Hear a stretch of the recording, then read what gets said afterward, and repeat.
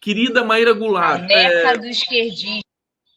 é mesmo? Que bom, hein? Que isso, notícia boa. Tá feliz aí? Imagino que sim. Nada como o verdadeiro esquerdismo para ver como a gente não é tão esquerdista assim. Maíra, você inclusive me falou que estava muito atenta ali ao que foi dito no ato da Paulista. Conta para a gente um pouco o que você, quais as suas percepções ali desse ato que me parece com peso político, né? Tanto para o bem quanto para o mal. Sim, eu termino hoje e vou disponibilizar para vocês um texto em que eu analiso as 4 principais falas do ato, né? 2 falas dirigidas ao componente evangélico, religioso, cristão, de um modo geral, que são Maíra, deixa eu as só te falas. pedir um favor. Você Claro, está com o microfone do fone de ouvido? tô. Tá? Então, Prefere que eu tire? tenta aproximar ele um pouco da sua boca. Onde Mas que ele está? Ah, ele é ele sem fio? é sem É fio. Bluetooth. Ah, é que tá dando um Você quer eco. que eu tire? Quer que eu troque? Que eu tenho o Eu acho que o tradicional. público vai gostar se você tirar. Eu vou colocar um tradicional. Esse Bluetooth aqui foi uma péssima aquisição.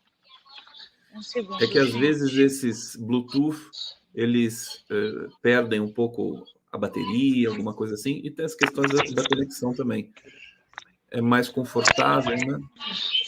Mas a Maíra vai consertar para vocês poderem entender, vocês terem o conforto, né, de ter um áudio aqui bonitinho da Maíra Goulart. Enquanto a Maíra vai arrumando aqui, deixa eu trazer aqui comentários de vocês. O Daniel está falando, fica sem fone. Mas ela acho que ela está no celular e ela precisa do fone, né? Vamos aguardar aqui. Pronto, vamos ver se ficou melhor. Ficou melhor? Tá bom? Ficou melhor. Ficou melhor. Perfeito. Eu estava comentando com vocês que hoje eu termino um texto em que eu vou analisar os 4 principais discursos da manifestação, porque eu acredito que eles oferecem um raio-x interessante do que é o bolsonarismo hoje. Qual a fotografia que a gente tem do bolsonarismo e os encaminhamentos que essas lideranças estão dando para os diferentes segmentos que compõem o que a gente entende por bolsonarismo, né? Essas lideranças, elas, embora estejam dentro desse guarda-chuva, elas se dirigem a segmentos com inflexões distintos, né? Silas e a Michele falam para o segmento evangélico, mas não para exatamente os mesmos grupos. O Silas, ele transcende o campo evangélico porque ele é uma liderança do extremismo, do radicalismo de direita. Então ele fala sobretudo para homens, com escolaridade, com algum grau de renda, né, que se posicionam acima da média da pirâmide de renda no Brasil, mas que tem esse acento radical. Daí ele se sentir mais livre para fazer críticas, mais livres não. Daí o seu papel nessa dança ter sido o de dirigir críticas contundentes ao sistema político e, sobretudo, ao judiciário. A Michele, ela fala para o grupo também cristão, numa linguagem muito nativa.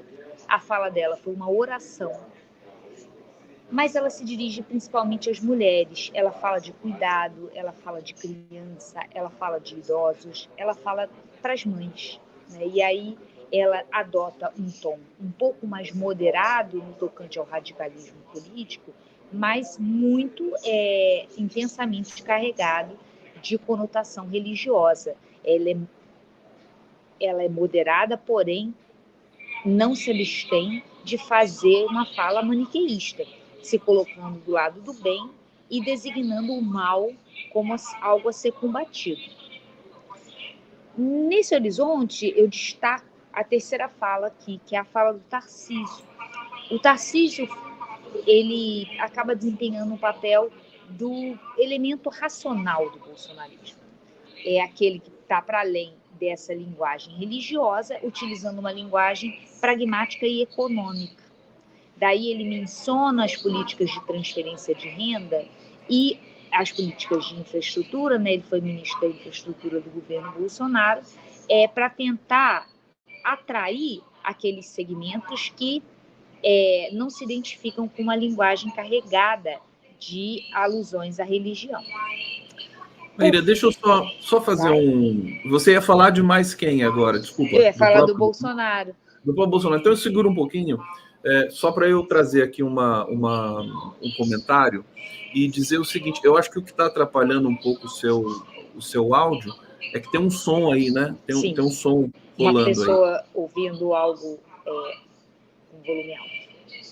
Então, enfim, como não dá para pedir para parar, a gente vai ter que segurar as pontas. Não, dá sim. Dá? Eu acho que eu vou para mais longe. Falar? Não, eu vou. Vocês estão conhecendo aqui o auditório da Universidade da UFC. Pronto. Universidade Federal do Ceará. Do Ceará. Isso, acho que você foi para um cantinho mais isolado. Vamos ver. É que as transmissões, né, para o YouTube e tudo mais, elas são muito sensíveis, né? Os microfones são muito sensíveis, não pode ter nenhum barulhinho que pega. Mas vamos lá. Eu queria te perguntar, o Malafaia ficou enlouquecido com a repercussão da fala dele. Eu vou até colocar um trechinho do vídeo que ele publicou hoje nas redes, para a gente ver aqui. Um trechinho muito curtinho, para ver o desequilíbrio desse cara, né? É uma coisa assim impressionante. Vamos ver aqui. Povo abençoado do Brasil, acabo aqui de sair do culto da esquerda e com essa imprensa parcial esquerdopata, ficaram apavorados com um ato sensacional. Ficaram apavorados com a minha fala? Não posso falar a verdade? A verdade agride o mau caráter de vocês? Que vergonha, gente! Falar a verdade nesse país virou ataque. Pode vir, eu não preciso tirar dinheiro de igreja para pagar nada. Vocês vão se ferrar nessa e vão ficar desmoralizados. Pode vir, tá aí. Olha, eu fiquei impressionado com a violência, e acho que se o STF e as autoridades não fizerem nada, aí é perigoso, Maíra, com relação ao Malafaia. Se deixar ele falando assim e não tiver nenhum tipo de freio, porque ele está xingando a imprensa, está xingando o STF, está xingando todo mundo. Achei sensacional esse trecho que você recortou, porque ele elenca quais são os principais elementos desse extremismo, né? É um extremismo de caráter antiliberal, daí a crítica à divisão de poderes, ao judiciário, e também à mídia, à opinião pública, enquanto espaço que faz parte desse ambiente liberal. A fala dele também fala, né, desse inimigo como sendo a esquerda, e aí ela é muito didática, porque o que reúne esses diferentes grupos que compõem o bolsonarismo, e mesmo a extrema-direita global, é esse medo da esquerda. E como a gente já comentou antes, a esquerda ela pode significar várias coisas, né? Na fala de um religioso, ela acaba assumindo uma conotação moral, devassidão de valores.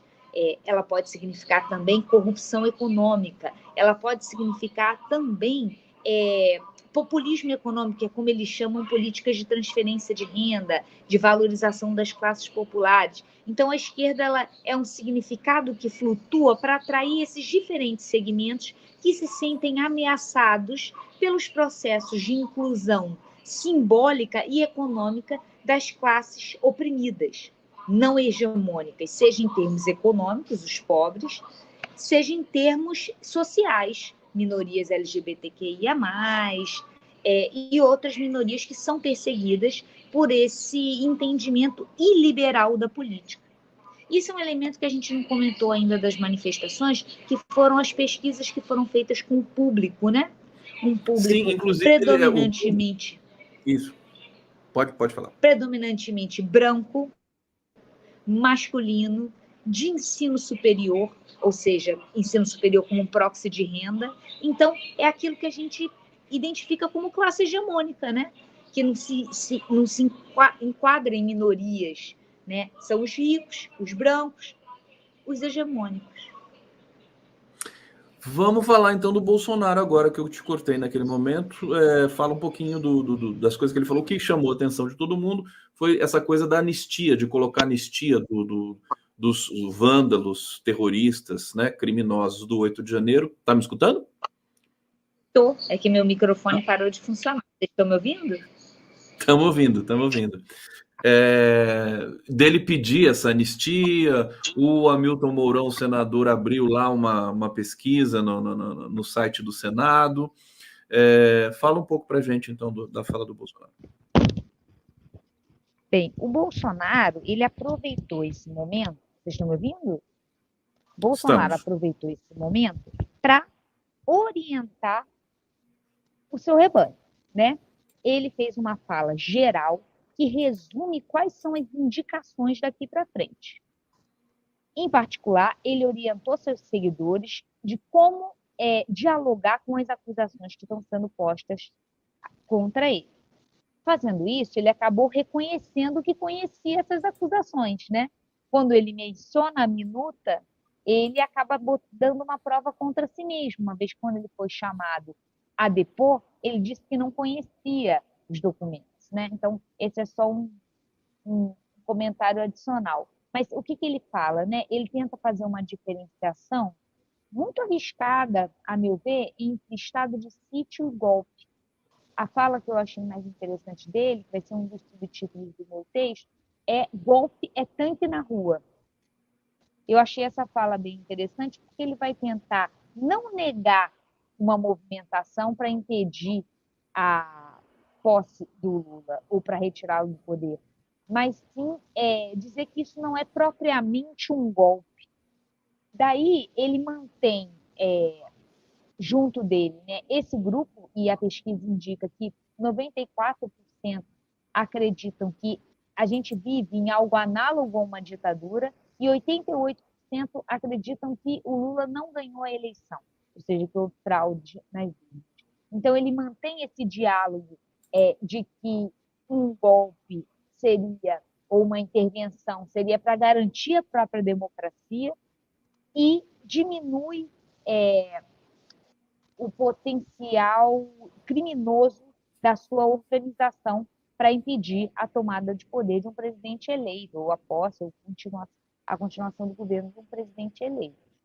Eu acho que essa estratégia ela é uma estratégia muito arriscada, porque ele continua investindo contra os elementos do Estado de Direito, dentre eles a justiça eleitoral. Agora, não te parece que eu estou percebendo, a gente está conversando sobre isso já há 2 dias aqui, praticamente sem parar, são percepções múltiplas, tem gente que acha que foi um fracasso, tem a polêmica sobre quantidade de pessoas, aquela coisa, né? Quer dizer, na verdade, Bolsonaro demonstrou que pode juntar um público, mas eu acho que isso não é mais comprovação de base popular, né? Eu também acho que isso poderia dar um outro debate, porque esse pessoal que vai lá para acompanhar Bolsonaro na Paulista e tudo mais, é como se fosse uma festa, não é consciência política, né, Maíra? É uma outra coisa, né? Você não vê diferença, por exemplo? Eu acho que é consciência política. Você acha que é consciência política? Eu concordo com o que você falou antes. Eu acho que popular é um termo muito difícil de diferenciar qualquer coisa numa sociedade de massas. Né? Você consegue juntar milhares de pessoas que consomem uma determinada coisa, que é uma coisa de elite. Né? Se a gente for colocar todo mundo que tem um carro Hyundai, você consegue juntar 20 mil pessoas que tem... Eu citei carro, mas eu não faço outras perguntas sobre carro, porque eu não entendo nada. Mas, por exemplo, todo mundo que tem determinada coisa que a gente sabe que é uma coisa que não é uma coisa popular. Mas a gente vive numa sociedade de massas e, portanto, quase qualquer coisa consegue adensar muita gente, caso os reúna. Não sei se você está ficando claro o que eu estou querendo conduzir. O bolsonarismo não é um movimento que enaltece as classes populares, enquanto classes menos privilegiadas economicamente. Ele é um movimento que se dirige às elites. Mas isso não significa que ele não tenha densidade numérica, porque nós vivemos numa sociedade multitudinária, tem gente pra caramba. Então, como explicar que o Ricardo Nunes, candidato a prefeito, né, a reeleição em São Paulo, aliás, ele não foi eleito, foi o Bruno Covas, ele assumiu depois da morte do Bruno Covas, mas ele vai ser candidato em São Paulo, vai concorrer com Boulos, eles estão praticamente empatados ali pelas pesquisas que estão saindo. O fato do Ricardo Nunes não querer aparecer do lado do Bolsonaro. Como é que você explica isso? Isso aí é um elemento muito interessante das nossas elites políticas, porque muito mais do que ideológicas, elas são fisiológicas. Elas querem estar perto de onde está o núcleo dos cargos e recursos. Outro elemento que explica isso, né, daí a atratividade de quem tem a caneta, de quem está no governo, no Executivo Nacional, da presidência. O segundo elemento é o bolsonarismo pode sim ser um fenômeno capaz de atrair massas. O bolsonarismo é sim um fenômeno político. Foi isso que eu discordei de você, Conde, quando você disse que essas pessoas não têm consciência política. Elas têm uma consciência política diferente das nossas, mas isso é consciência política também. O que é eleição é uma minoria política extremista. Eles são uma minoria. Por isso que para eleições majoritárias, como é o caso de uma prefeitura, eles têm mais problemas. Aí eles precisam do quê? Desses elementos de articulação, como é o caso do antipetismo. Você não acha... é o bolsonarismo que ganha uma eleição majoritária. O é bolsonarismo é 30%. O que ganha eleição majoritária é o antipetismo. Não, deixa eu ir mais fundo, então. Vai. Desculpa, mas deixa eu ir mais fundo com você. Não seria a antipolítica? Quer dizer, eu vejo... Essas pessoas... Tem uma cena clássica que foi divulgada lá, né? Acho que o Joaquim de Carvalho fez a entrevista ali, perguntou: por que você está com a bandeira de Israel? A pessoa fala assim: porque eu sou cristã. Quer dizer, nada a ver, né? Porque Israel não é cristão. Só 2% dos judeus, a religião judaica é muito mais, enfim. Na verdade, existe ali quase que uma negação do cristianismo, né? Não sei se eu estou falando besteira aqui, mas enfim. No texto que eu vou colocar para vocês, eu vou botar links que vão levar vocês para palestras e textos sobre o sionismo cristão, que é uma chave de leitura muito tradicional em quem estuda religião, que estuda evangélicos, que mostra como o Primeiro Testamento, e com isso, né, Israel como um povo que herda o Primeiro Testamento, é utilizado como manifestação de ortodoxia religiosa, ortodoxia cristã, como se o Primeiro Testamento fosse o verdadeiro testamento, aquele daqueles que são ortodoxos. Por isso que as alusões a Israel, elas são muito comuns entre os evangélicos mais radicalizados. Isso não é algo que ocorre agora, mas tem sim uma inflexão do momento. O sionismo cristão é um traço constitutivo desse movimento evangélico que se transforma cada vez mais numa alavanca política, que ganha conotações, às vezes, de radicalismo político. Mas no contexto atual, em que a mídia tradicional e os segmentos da elite estão utilizando a fala do Lula, né, sobre o Holocausto, denunciando os crimes cometidos por Israel, isso está sendo utilizado para alimentar o quê? O antipetismo. Por isso que, nesse contexto de agora, a bandeira de Israel cumpre uma função dupla. Evoca essa ortodoxia cristã, evangélica, e que, mesmo católica, né, que quer fazer essa alusão ao Primeiro Testamento como o testamento mais verdadeiro, e também o antipetismo que está utilizando. Eu não sei se você viu, mas eu fui ligar na cobertura da Globo News no domingo à noite e o jornal era sobre Israel, repercussões da fala do Lula, que já faz uma semana, ignorando a manifestação. Esse assunto está alimentando o nosso tradicional antipetismo. E como eles são muito espertos nessa questão de pegar carona, né? Mais espertos que o Paulo Pimenta da Secom, né? Vamos admitir. Pegar carona naquilo que está bombando, né? Que está incomodando as pessoas, né? Como a questão da fala do Lula de Israel, eles entraram de cabeça nessa questão de Israel. Foi a maior defesa de Israel da história da humanidade. Nunca ninguém viu tanta bandeira de Israel numa manifestação junto. É uma coisa assim absurda. Maíra, deixa eu ir para o bate-papo aqui, porque o pessoal está querendo participar, e é claro que a gente quer a participação de vocês aqui, podem comentar à vontade. O Paulo Paiva, acho que muita gente foi pelo passeio grátis a São Paulo. É isso que eu penso um pouco também. A Maíra acho que não vai concordar muito com isso. Financiado por quem bancou ônibus e sabe-se o que mais. Quer dizer, é uma coisa de antipolítica, né? De negação, né? Mas acho que o seu comentário sobre o antipetismo... Ele Deixa complementa eu isso. reagir a isso. Uma coisa não quer dizer a outra, né? Porque é uma capacidade política você conseguir organizar transporte para pessoas. O Sim. bolsonarismo difere de outros movimentos mais tradicionais de direita porque ele tem capacidade de organizar redes, de organizar grupos, de organizar recursos econômicos e de fazer essa manifestação. Não, Isso e a não é um ativo militância político, Paulo. é um ativo político, tudo bem. E a militância, se a gente pode chamar de militância, quer dizer, os seguidores, né? Eles são disciplinados e obedientes, né? Que é uma coisa que a esquerda não é muito. Aliás, até por uma questão estrutural de conceito, né? Quer dizer, nós temos espírito crítico. Já pensou se eles tivessem espírito crítico? Ô, Maíra, querida, deixa eu trazer aqui o Carlos Augusto de Bonis Cruz, está dizendo: fracasso do PSDB como opção de combate ao PT fez os diabos velhos saírem do armário. O extremismo misturado com religião é a herança da derrocada tucana. Os evangélicos são a oposição política. Sem eles, Bozo não existiria. Obrigado, Excelente, Carlos Carlos. Augusto. Diga, você quer Concordo muito comentar? com você. Quero sim, quero Por favor. comentar esse comentário que eu achei excelente, mas só chama atenção que entre os tucanos já havia muita gente da Opus Dei, que é uma outra faceta do radicalismo religioso.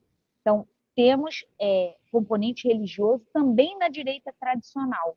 Não é uma invenção. Bolsonaro inventou muito pouco. Talvez o que ele tenha de traço distintivo, onde é essa capacidade de arregimentar redes, de gerar engajamento, de gerar essa estruturação e coesão. Mas já foi melhor também, né? Quer dizer, essa capacidade dele já foi melhor. Olha, a Elia Argolo, que adora você, Maíra, está dizendo aqui: onde leio esse texto da Maíra? A Maíra vai me entregar, vai publicar. Como é que você vai fazer esse texto que Eu você está vou te escrevendo? entregar, eu vou te mandar hoje, é porque em virtude do Congresso do ANDES, onde eu sou uma minoria e venho para ser esculhambada, eu atrasei um pouco, eu vou entregar hoje. Então, assim que a Maíra me entregar, eu vou jogar nas minhas redes e vou mandar também para os sites parceiros para publicar.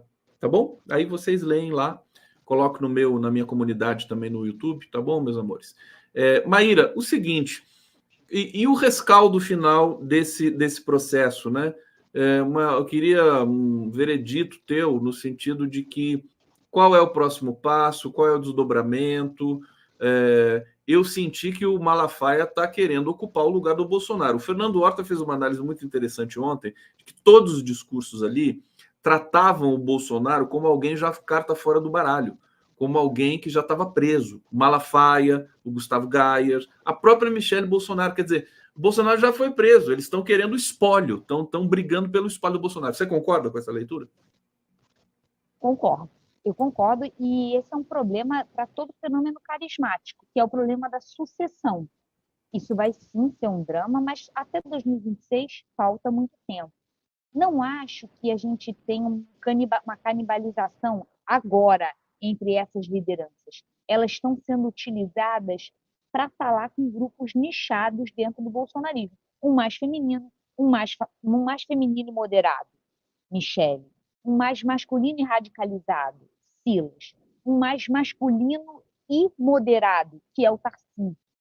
E é ele que está ficando com a maior parcela desses apoiadores, segundo a pesquisa que foi conduzida no final durante a manifestação. Né? Ele foi o indicado como possível sucessor. Isso não significa ainda nada, para 2026 falta muito tempo, mas qual é o grande saldo? Foi a pergunta que você me fez. Né? O saldo é: isso não afeta as investigações da Polícia Federal. E quem foi o grande ausente dessa manifestação? Quem teve o foco desviado por essa manifestação? Os militares. Antes, na semana passada, a gente só falava dos militares, de investigar, de punir, de prender esses militares. O Exército já estava arrumando as celinhas deles. E essa manifestação tirou um pouco o foco disso. Bolsonaro, quando fala golpe é tanque nas ruas, ele está dizendo não teve tanque, não teve militar. A gente fez uma orquestração civil. Eu chamei, foram os ministros. Eu chamei o Conselho dos Ministros. Não, vamos voltar a falar dos militares, porque é disso que a gente não pode perder o foco. Bolsonaro já perdeu nas urnas. Daqui para frente é uma desidratação e uma derrocada. Dos 13 governadores que foram eleitos com apoio de Jair Bolsonaro, só foram 4. O que a gente tem que ter atenção é com essa vertebração em armas do bolsonarismo, que são os militares. Essa manifestação tirou o nosso foco disso. Olha que interessante, eu estava ansioso para te escutar sobre isso, viu, Maíra? Porque você, enfim, pesquisadora, né, veia de pesquisador, pega coisas que a gente não percebe assim, né, no bate-pronto, mas houve um descolamento dos militares, de fato, inclusive no discurso pensado do Bolsonaro, né? Golpe é tanque na rua, tá tirando, né, essa digamos, essa questão do golpe, da tentativa, dos enquadramentos da lei. Para terminar, Maíra, essa questão da anistia que ele falou, a que ponto isso pode... eu tô perguntando sobre a anistia que ele pediu para os vândalos lá do 8 de janeiro, porque vários analistas colocaram que isso vai pautar o discurso bolsonarista nos próximos semanas e meses, talvez. Você concorda com isso? O que você acha? Concordo, sim. A minha leitura sobre a fala do Bolsonaro é que ele está dando as chaves, os conteúdos discursivos para os seus defensores, seja no campo jurídico, né, seus advogados, seja no campo político, o que eles devem falar em defesa do Bolsonaro. E aí a ideia de anistia ela é ambígua o suficiente, porque, olha só, observa novamente, ela evoca o período da transição democrática, em que os crimes militares não foram punidos, ela evoca um pedido que diz respeito aos cidadãos que participaram do 8 de janeiro, mas também a ele e aos militares envolvidos, às elites que estiveram envolvidas na estruturação desse evento, né? Então, eu acho que a chave que ele deu foi, lembrem da anistia. A anistia sempre foi a forma como a gente lidou com os militares. Vamos voltar para isso. E nós, enquanto cidadania, vamos dizer, anistia não. Dessa vez não. Porque enquanto a gente continuar anistiando o militar que ganha salário público, ganha arma, a gente que dá as armas para eles defenderem a Constituição e o Estado de Direito, e eles estão utilizando esses recursos para produzir fake news contra as urnas e para organizar golpe de Estado contra presidente eleito, enquanto a gente fechar os olhos para isso, nessa chave da anistia, nessa chave da pactuação, porque ele está dizendo isso é para o governo também. Ele está dizendo assim, olha como eu sou capaz de colocar gente na rua, olha a instabilidade política que eu sou capaz de criar, olha a confusão que eu posso criar. Vamos apostar na anistia, vamos deixar isso quieto. Vamos apagar o passado, que é o que ele falou. Vamos apagar o passado. E olha, eu acho que não tem volta, acho que ninguém vai apagar passado nenhum, mas pelo perfil do Brasil de conciliação histórica, né, a gente não pode ignorar esse risco, né? Se bobear, fala assim, não, esquece esse negócio, vamos tocar o país tem mais a ganhar, né? Agora, isso vai ficar para um outro debate, então, para a gente saber se de fato... Eu queria falar uma coisa. Fala, querida. Fazer uma homenagem nessa fala. Nessa semana que passou, a gente perdeu um grande intelectual, o Werneck Viana. Werneck. E a tese central do Werneck era a revolução passiva, que é exatamente essa ideia, né? Não sei se você... Existe um livro dele, convido a leitura, Revolução Passiva, em que ele fala o seguinte, o Brasil ele se caracteriza por transições pactuadas, que é exatamente disso que a gente está falando. Um acordão com o Supremo em tudo, em que no final as modificações vão ser moleculares, em que no final as elites nunca são punidas, porque elas fazem parte da transição. Elas estão sempre no governo que entra também. Elas conseguem sempre fazer valer a sua vontade. Maíra Goulart, eu já estou colocando a Soraya Mendes aqui na nossa tela, porque ela vai continuar conosco aqui. A Maíra vou liberar a Maíra, passando o bastão aqui para a Soraya Mendes. Soraya, querida, seja muito bem-vinda. Oi, Soraya, tudo bem? Olá, Maíra, olá, Conde, olá, comunidade 247, alegria te ouvir, Maíra, uma alegria também estar aqui para conversar com o Conde agora na sequência. Maíra, muito obrigado, viu? Boa sequência aí na UFC. Semana que vem estamos juntos de novo. Beijo. Beijinho. Boa tarde a todos.